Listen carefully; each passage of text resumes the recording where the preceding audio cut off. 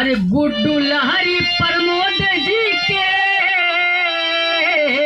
अरे गुड्डू लहरी प्रमोद भैया के कहिया गाँव में बोलैबू हो।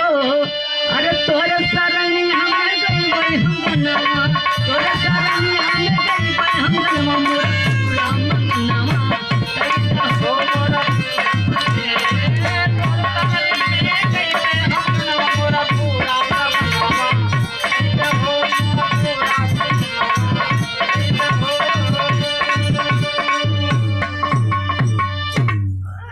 चालू रहा गुड्डू चालू रहा। ए गुड्डू खाओ राजू पन्ना पलट गया। नहीं नहीं तो करना है।